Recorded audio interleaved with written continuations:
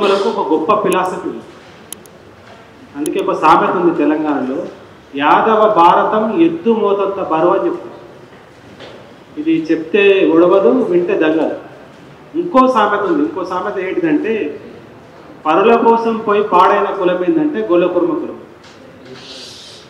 Example ఏంటి అని అంటే, కృష్ణుడు తన కోసం యుద్ధం చేయలేదు, తన గొల్ల కుర్మ కులం కోసం యుద్ధం చేయలేదు. ఓకే, నిన్న మొన్నటి బెల్లి లలిత సాంబశివుడు కూడా గొల్ల కుర్మల కోసం యుద్ధం చేయలేదు. కానీ బెల్లి లలితను 16 ముక్కలుగా చేశారు. ఒక ఇంట్లో 2 అన్నదమ్ములు. మొత్తం ఫ్యాక్షన్ చరిత్రను కూడా చదవండి.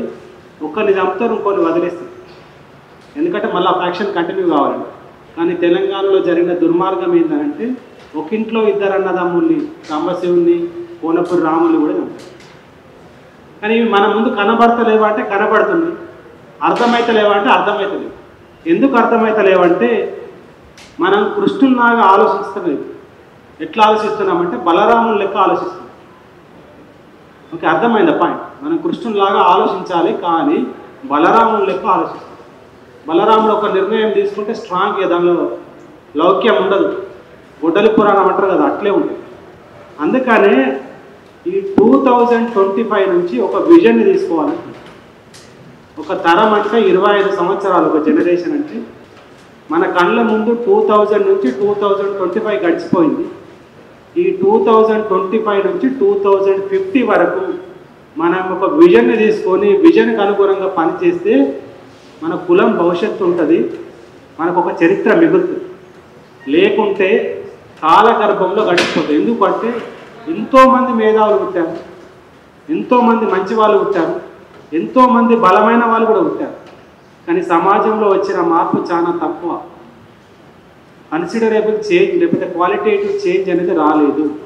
ఎందుకు రాలేదు అంటే, వ్యక్తులే వ్యవస్థతో పోరాటం చేస్తున్నారు, కానీ వ్యవస్థతో పోరాటం చేయట్లేదు. Got point. వ్యవస్థతోటి పోరాటం చేయలేదు. ఇప్పుడు ఒక తెలుగు మనకు ఒకరికి రాజారామన్న మంచి లీడరు, జానన్న మొన్నటిదాకా పోరాటం ఒక్కడే చేసిండు, ముగ్గురవి ఒక్కడే కల చెప్తున్నాడు, తమ్ముడు జమ్ము నగేష్ ఒక్కడే ఎడ్యుకేషన్ ఇన్స్టిట్యూషన్ నడిపిస్తున్నాడు, అడ్వకేట్ లక్ష్మణ్ ఒక్కడే పోరాడుతున్నాడు న్యాయపరంగా. ఇట్లా ఎవ్వల చరిత్ర చూసినా కూడా సింగిల్ ఆర్మీ. ఈ సింగిల్ ఆర్మీ పనికి రాదు. మనం అందరం కలిస్తే ఒక వ్యవస్థ అవుతాము. ఈ వ్యవస్థ అసలు వ్యవస్థతో ఢీ కొడితే అప్పుడు మార్పు వస్తుంది. ఈ మార్పు కోసం గొల్ల కుర్మలే ముందటి గొర్రె లెక్క సమాజంలో నడవాలా. ఈ గొల్ల కుర్మల కోసమే కాదు, సబ్బండ జాతుల కోసం కూడా పనిచేయాలి. ఎందుకు పనిచేయాలంటే, మన తెలివి ఇంత అంత కాదు. మీకు చాలామందికి తెలుసు, మీరు మోడర్న్ జెనెటిక్స్ అమెరికా పోయి కూడా చదవండి, హైబ్రిడే తెలుసు కానీ క్రాస్ బ్రీడ్ తెలియదు. కానీ మన దగ్గర మన పూర్వీకులు క్రాస్ బ్రీడ్, ఒక ఆవు ఒక జింకను జత చేస్తే ఒక మ్యూల్స్, అది నీల్ గాయ్ అని ఒక ఎనిమల్ వచ్చింది. మీరు గూగుల్లో బ్రౌజ్ చేసి చూడండి, నీల్ గాయ్. అట్లాంటిది ఇప్పుడు ప్రపంచంలో ఎవరైనా తయారు చేయమని ఇంపాసిబుల్. అంతెందుకు, నెయ్యి తయారు చేయమని, నెయ్యి పాకిస్తాన్ బార్డర్ దాటితే దొరకదు. అక్కడ కారు లేదు కాబట్టి మనకి అక్కడ వెస్ట్రన్ కార్ తీసుకొచ్చి మనం కారు అని రాసుకుంటున్నాం. ఇంగ్లీష్లో గీ అనే పదాన్ని వాళ్ళు ఇంగ్లీష్లో రాసుకుంటారు. ఇట్లాంటి గీని, నెయ్యిని మనం బాబిలోనియా, మెసపటోమియా, ఈజిప్ట్ సివిలైజేషన్కు సరఫరా చేస్తాయి. ఎత్తుకెత్తు 1 కిలో నెయ్యికి 1 కిలో బంగారం వచ్చింది. అది గొల్ల కుర్మల తెలుగు. అంకెలు ఎవరు కనిపెట్టారు తెలుసా?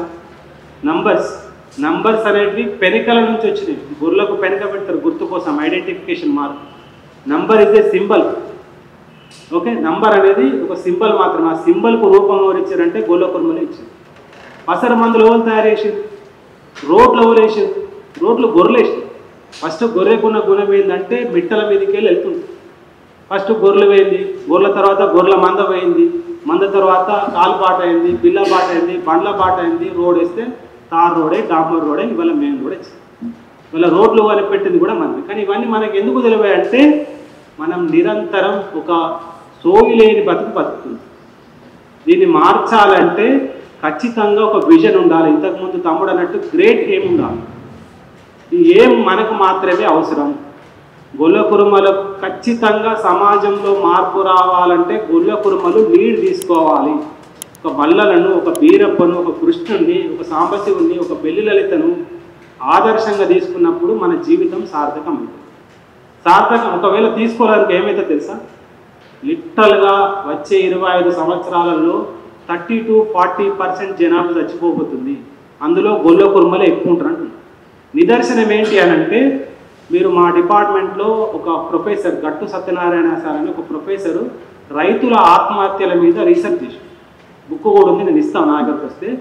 ఆ బుక్ ఏం చెప్తుందంటే, ఆత్మహత్యలలో గొల్ల కుర్మలు నంబర్ 1 ఉంది. ఎందుకు మరి? భూమి లేదా, జాగ లేదా, పని చేయమా? ఎందుకు చచ్చిపోతున్నామంటే అప్పు తీసుకొని కాదు, అప్పిచ్చి చచ్చిపోతున్నాం. జనరల్గా అప్పు తీసుకున్న వాళ్ళు సూసైడ్ చేసుకోవాలి. అప్పిచ్చి ఎట్లా చచ్చిపోతున్నామంటే, మనము ఎవరికి ఇస్తాం అప్పులు ఎక్కువ, రెడ్లకు, కోమట్లకు, లేకపోతే ఇంకా భూస్వాములకు ఇచ్చి వాళ్ళు ఏం చేస్తారంటే, వాడు అక్కడి నుంచి పైసలు ఇవ్వకుండా వాడు ప్రెజర్ చేస్తారు, ఇంట్లో ప్రెజరే. సో ఈ 2 ప్రెజర్లను తట్టుకోలేక చాలామంది చచ్చిపోతారు. ఇంకా విచిత్రం ఏంటంటే, మనకు శత్రువు ఎవడో మిత్రుడు ఎవడో తెలియదు, ఎవరితో యుద్ధం చేయాలో తెలియదు. అందుకనే మనం ఈ విజన్ ఇవాళ 2025 మీరు రాసి పెట్టుకోండి. ఈ డేట్ని మనం 3 ఐడియల్స్ తెలుసుకోవాల్సిన అవసరం ఉంది. ఒకటి ఏంటంటే పెన్. ఓకే, పెన్ పవర్ని వాడాలి. యూనివర్సిటీకి వచ్చి ఏం నేర్చుకున్నామా కాదు, యూనివర్సిటీకి ఏం చెప్పినావు నువ్వు కొత్తగా అనేది ఇంపార్టెంట్. అర్థమైందా? యూనివర్సిటీకి వచ్చి మనం నేర్చుకోకపోవడం కాదు, you have to teach to the university అని చెప్తుంది. ఆ ఎబిలిటీ మనకు ఉంది. కాబట్టి మనం పెన్నును ఒక ఎగ్జాంపుల్గా తీసుకోవాలి. 2 పెన్ని డబ్బులు కూడా సంపాదించాలి. ఎట్లా సంపాదించాలి, ఎందుకు అవసరం అంటే 2000 సంవత్సరం, నేను ఎందుకు చెప్తున్నట్టు ఒక బెంచ్ మార్క్ చెప్తున్నా అర్థం కావాలని. 2000 ఇయర్లో విప్రో కంపెనీల 10,000 రూపీస్ కనుక ఇన్వెస్ట్ చేసి ఉంటే ఇవాళ 6,000 crores అయింది. 10,000 రూపీస్ బికమ్ 6,000 crores. మీరు కావాల్సింటే స్టాక్ మార్కెట్లో ఉన్న వాళ్ళని అడగండి, లేకపోతే మీరే లెక్కలు వేయండి. మనకు లేవా 10,000 రూపీస్, 2,000 వెయ్యి లేకపోయినా? ఎందుకు లేదు? సో నాకు కూడా లేదు, అమెరికా పోయి చదువుకునేదాకా నాకు కూడా తెలివి లేదు ఇది. అందుకని ఏంటంటే ఫస్ట్ పెన్, తర్వాత పెన్ని, థర్డ్ ఏంటంటే పవర్. ఓకే, ఒక కులం అభివృద్ధి చెందిందంటే ఎన్ని రోజులు పరిపాలన చేసినావనేదే యాడిస్తుంది, నువ్వు ఎన్ని రోజులు అధికారంలో ఉన్నావనేదే యాడిస్తుంది. అందుకనే ఇక్కడ నుంచి 3 P's పెన్, పెన్ని, పవర్. ఈ 3 కోసం మనం కంకణబద్ధులమై పిచ్చి కుక్క లెక్క పనిచేయాలి. ఆర్డినరీ కాదు, నేను కేర్ఫుల్గా చెప్తున్నా. వాడు మనకు అంత పిచ్చి లేచినట్టు పనిచేయాలి. అట్లా పనిచేస్తే మనం బతుకుతాం, మన ఎన్నుకున్న సబ్బండ కులాలు బతుకుతాయి. లేకపోతే వచ్చే క్యాపిటలిస్ట్ వ్యవస్థలో ఖచ్చితంగా ఎక్కువ మంది చనిపోతారు. అందులో మన పాపులేషన్ సిగ్నిఫికెంట్, మనం చనిపోతాం. కాబట్టి మనం ఏం చేయాలంటే ఊరూరా చాలా ఫెస్టివల్ చేస్తాం. మల్లన్న పట్నాలు, బీరప్ప పట్నాలు, ఇట్లా చాలా ఫెస్టివల్స్, లక్షలు. మొన్న మల్లాపూర్లో బీరప్ప గుడి చేస్తే ఒకటేసారి 1000 గొర్రెలు వచ్చింది, 1000 స్లాటర్డ్. అందుకని నేనేం చెప్తున్నానంటే, సరే పండుగలు చేసుకుందాం, మన సాంప్రదాయాన్ని మనం కాపాడుకుందాం, కానీ మనం ఊరూరా చేయాల్సిన పని ఏంటంటే ఆలోచనల పండుగ ఇది. అందుకని విద్యార్థులుగా మీరు మీ ఊళ్ళో, మీ మండలంలో ఎక్కడైనా ఆలోచనల పండుగ చేయండి. ఖచ్చితంగా ఈ స్టేజ్ మూలంలో అందరం వస్తాం. రాకపోతే నాకు ఫోన్ చేయండి, అలా పట్టుకొని వస్తాం. ఇక చాలామంది ఈ మధ్య ఫేస్బుక్, సోషల్ మీడియా చాలా అడ్వాంటేజ్ అనుకుంటున్నారు. అది రూలింగ్ క్లాస్కి అడ్వాంటేజ్, మనకు చాలా డిసడ్వాంటేజ్. ఎందుకంటే ఫేస్బుక్లో గొల్ల కుర్మలు ఒకరు అంటారు, ఒకరు 6 అంటారు. ఒక చిన్న మహా అయితే ఒక 10 మంది ఉంటారు. 10 మంది దాన్ని ఎట్లా అంటే, నేను ఒకసారి కావాలని చాట్ చేసిన, ఎంతసేపు చేస్తారని. ఓకే, 6 గంటలు కంటిన్యూస్గా చాట్ చేసిన. ఓకే, 2 అకౌంట్స్ పెట్టుకుని 6 గంటలు చూద్దామంటే how they think the people అని. చూస్తే ఏం తెలుసా, 2-3 వ్యక్తులు ఉంటారు, మొత్తం చిందర వందర వేస్తారు. గొల్లోలు వేరు, కురుమలు వేరు, కురువలు వేరు. ఎంత మీరు ఫస్ట్ రాజకీయంగా కాకుండా అకాడమిక్గా ఆలోచిస్తే దీని అనుకున్న మీకు మతలాభ అర్థమవుతుంది, ఎంత మోసం ఉంటుందో అర్థమవుతుంది, ఎంత అజ్ఞానం ఉంటుందో అర్థమవుతుంది. నేనేం చెప్తున్నా అంటే, గొల్ల అనే పదము తెలుగు పదం. గొర్రెలు కాసిన గొల్లోళ్ళు అయ్యారు. గొర్రెలు ఓకే రాగారము లాగారంగా మారుతుంది, గొల్లోళ్ళు అయిపోయి. వీళ్ళంతా తెలంగాణలో తెలుగు భాష కాబట్టి గొల్లోళ్ళు అయ్యారు. కన్నడాలంటే కురిడి కాసిన వాళ్ళందరూ కూడా కుర్మలైతే. ఓకేనా? సో ఈ సింపుల్ లాజిక్. మల్లన్న బీరప్ప ఇప్పుడు మొత్తం కదా, వాళ్ళు ఎక్కడ పుట్టిరో తెలియదు, ఉగ్గు కథ చదువుము, ఉగ్గు కథలు ఏం చెప్తారో తెలియదు. ఉగ్గు కథ చెప్పినా చాలా ప్రాబ్లం ఉంది. ఉగ్గు కథలో మల్లన్ననేమో రెడ్డి అని చెప్తారు, బీరప్పనేమో బ్రాహ్మణుడు అని చెప్తారు, అక్కమంకాలేమో కాపామని చెప్తుంది, గోళ్ళోలేమో కుర్మలేమో. మీరు చూడండి, అడగండి ఏ ఒక్కో కళాకారం రవి ఉన్నాడు ఇక్కడ అడగండి. వాస్తవానికి మల్లన్న బీరప్పలు ఇద్దరు కజిన్స్. వాళ్ళు ఎక్కడ పుట్టిరంటే భీమా, కృష్ణానదికి ఒక ట్రిబ్యూటరీ ఉపనది భీమా నది, అక్కడ పుట్టిరు. అందుకే భీమనాథి నోటిన పుట్టిన అంటారు. భీమా నుంచి గొర్రెల మంద వలస స్టార్ట్ అయింది. ఈ వలస ఎట్లా స్టార్ట్ అయిందంటే మల్లన్న ఉత్తరం దిక్కు ఫస్ట్ మల్లన్న కొల్లాపూర్, అది గొల్లాపురం, మహబూబ్ నగర్ జిల్లా కొల్లాపురం అంటే గొల్లాపురం నుంచి శ్రీశైలం నుంచి చెరువుగట్టు నుంచి లింగమంతుల సూర్యాపేట దురాజిపల్లి, అక్కడ నుంచి కొలనుపాక, కొమరవెల్లి, ఐనోలు, ఓదెల, కత్తెరసాల, గోదావరికి తేలొచ్చు. మళ్ళీ గోదావరికి మందం దాటదు కాబట్టి మందను మరలేస్తే పెద్దాపురం, మీకు చాలామందికి తెలుసు, పెద్దపురం మల్లన్న ఉంటుంది. పెద్దాపురం, సంగమేశ్వరం, కొసిగి, కొడంగల్, మళ్ళీ కొల్లాపూర్కు తెలుసు. ఇది తెలంగాణలో ఈ జాగ్రఫీలో తిరిగిస్తారు కాబట్టి మల్లన్న వెనుక పోయిన వాళ్ళంతా గొర్రెలు కాసిన తెలుగు భాషలో గొల్లులే. బీరప్ప వెనుక పోయిన వాళ్ళు బీరప్ప దక్షిణం వేడు. పెబ్బేరు ఇప్పుడు ఉంది కదా మహబూబ్నగర్ జిల్లాలో, పెద్ద ఏరు, అది కృష్ణానదికి పాత పేరు. పెబ్బేరు కాడ మందను దాటించి బెంగళూరు నుంచి ఊటీ కొడైకెనాల్ దాకా పోతే మంచు పడుతుంది కాబట్టి గొర్రెలు మంచులో తడిస్తే దొబ్బరోగం వస్తుందని మందను మరలేస్తే కంప్లీట్గా వెస్టర్న్ ఘాట్స్ పట్టుకొని ఉత్తరం గోదావరి దాకా వీరికి పైకి కర్ణాటక రాష్ట్రం నుంచి కంప్లీట్గా బయలుదేరింది కాబట్టి కన్నడలో కురుని కాస్టోలు కురుమలే. ఈ విషయం నేను యూనివర్సిటీకి వచ్చి రీసెర్చ్ చేసి రాసే వరకు కూడా గొల్లలకు కురుమలకు తేడా ఏందో ఈ పదం ఎక్కడ పుట్టిందో తెలుసు. అంటే ఎంత బ్యాక్వర్డ్. ఇంకొక విషయం చెప్తా మీకు, గొల్లులలో ముష్టి గొల్లులని ఒక శాఖ ఉంది, చాలామందికి తెలుసు.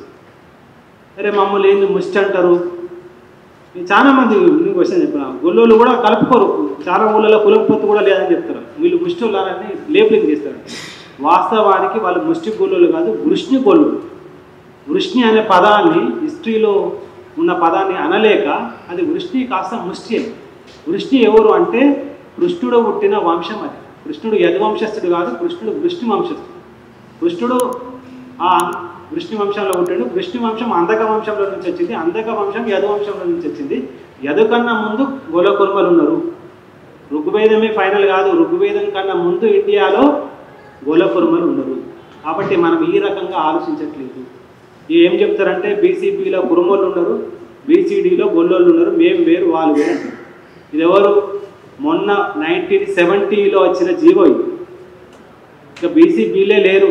బీసీఏల గంగిరెద్దులోళ్ళు, గంపగొల్లోళ్ళు, రాజన్నలోళ్ళు, కుడపోత్రపోళ్ళు, బైకానోళ్ళు, తెల్లజీరలోళ్ళు, వీళ్ళంతా బీసీఏలు ఉన్నారు. మీరు కావాల్సింటే జీవో తీసి చూడండి. మాదాసి కుర్బ, మాదారి కుర్బ ఎస్సీలలో ఉంది. కాడు గొల్ల, కాడు కుర్బ ఎస్టీలలో ఉండే రిమూవ్ చేసి. ఓకే, సో మనకి హట్కర్స్ ఉన్నారు, మీకు చాలా మంది తెలుసు. హట్కర్స్ మన తెలంగాణలో, మన ఆదిలాబాద్ జిల్లాలో వాళ్ళు బీసీడీలో ఉంది. మనకు గొల్లకుర్మలకు మూలం హట్కర్స్. ఓకే, ఇంకా చాలా విషయం ఏంటంటే కుర్మలలో కూడా పత్తి కుర్మ, ఉండి కుర్మ ఉంది. పత్తి ఏందో ఉండేందో తెలియదు. ఉండి అంటే మనం ఎట్లా నేస్తామో చాలా మందికి తెలుసు. పత్తి కాదు, హత్తి అంటే ఏంటంటే మరాఠీలో మంద అని అర్థం. సో అందుకే ఇక్కడికి వచ్చిన విద్యార్థులు ఏంటంటే, నేను నిజంగా చెప్తా, నేను చాలామంది నన్ను అడుగుతారు, నీకు ఎట్లా ఇది అన్ని ఎట్లా తెలుస్తాయా అని అంటున్నాను. నేను సింపుల్ ఒకటే చెప్తాను. మా అయ్య ఇప్పుడు కూడా ఫోన్ చేయండి, మా డాడీకి ఫోన్ చేసి ఏంటంటే గొర్రెలు కాస్తాడు, 24 గంటలు గొర్రెలు మారేస్తాడు, నేను 24 గంటలు కమ్మల మారేస్తాను అని చెప్తాను. అంత తెలివి ఉంటుంది మన దగ్గర. బ్రాహ్మణులు ఏ ఒక్కరిని కూడా కాళ్ళు మొక్కరు తెలుసా? మీరు చూడండి, మీరు ప్రాక్టీస్ చేయండి. ఓన్లీ కృష్ణుని కాళ్ళు మాత్రమే మొక్కరు. They know value of our people. అందుకని ఏంటంటే ఖచ్చితంగా చాలామంది వక్తలు ఉన్నారు. ఇక నుంచి మీరు ఈ విజన్ తీసుకోండి. మీరు ఎన్నిసార్లు మీటింగ్ పెట్టండి, ఎన్ని క్వశ్చన్లను అడగండి. Okay, we are here to clarify all your doubts. ఖచ్చితంగా మనం అందరం కూడా 2050ని దృష్టిలో పెట్టుకొని ఇప్పుడు చెప్పిన 3 P's. రెండోది ఏంటంటే గొల్లకుర్మలకు డిప్యూటీ సీఎం ఇవ్వాలని ఇప్పుడు మనం ఈ సభ తీర్మానం చేయాలి. నేను ప్రపోజల్ బీసీల బీసీలలో ఇంకొక సోదర బీసీకి ఇచ్చిన మేము స్వాగతిస్తాం. లేదైతే గొల్ల కుర్మలలో ఉన్న మా బీర్లయ్యకు ఖచ్చితంగా డిప్యూటీ సీఎం పోస్ట్ ఇవ్వాలి. ఎందుకు ఇయ్యారు మీరు? అంటే ఈ రెజల్యూషన్ మనం ఖచ్చితంగా ముందు పెట్టాలి. ఇంకొక ఫైనల్ ఒక వర్డ్ చెప్తే ఏంటంటే గొల్ల కుర్మలకు 1970 వరకు ఎస్ఎన్టీ రిజర్వేషన్ ఉంది. ఎస్ఎన్టీ సెమీ నొమాడిక్ ట్రైబ్ అది పోయింది. దాని గురించి మనం మాట్లాడతలేము ఇవాళ. ఒకవేళ ఆ రిజర్వేషన్ కనుక ఉంటే మన లైఫ్ వేరే ఉంటుంది. ఇప్పుడు ఉదాహరణకి బంజారా కులస్తులు మన సోదరులు ఉన్నారు. వాళ్ళు రిజర్వేషన్ మీద ఎంతమంది ఉస్మాన్ సిటీలో ప్రొఫెసర్లు ఉన్నారో లెక్క తీయండి. మీరు పొద్దున యూనివర్సిటీ స్టూడెంట్స్ లేకపోతే రైట్ ఇన్ఫర్మేషన్ యాక్ట్ కింద అడగండి. మీరు లెక్క తీయండి. గొల్ల కుర్మ ప్రొఫెసర్లు ఎందరు ఉన్నారో లెక్క తీయండి. ఎందుకంటే రిజర్వేషన్ యూజ్ చేసుకోవడం వల్ల వాళ్ళు పైకి వచ్చారు. సంతోషం వాళ్ళకు. మనం అనేది ఏం లేదు. మనకు అట్లాంటి అవకాశం కనుక ఉండుంటే ఇవాళ కనీసం ఓకేనా 10 మంది 15 మంది ప్రొఫెసర్లు ఉన్నారు. ఎంతమంది? 3 4. కాబట్టి ఏంటంటే మనం చాలా తెలివిగా రాజకీయంగా ఆలోచించాలి. రేపటి నుంచి అందరం కూడా మనం నవ కృష్ణులం కావాలి, నవ మల్లలను కావాలి, నవ వీరనలు కావాలి. అట్లా నవ సమాజాన్ని నిర్మించాలి. ఆ సమాజానికి మీరు ముందటి గొర్రెలై నడుస్తారని ఆశిస్తూ అందరికీ ఒగ్గు శరాలు.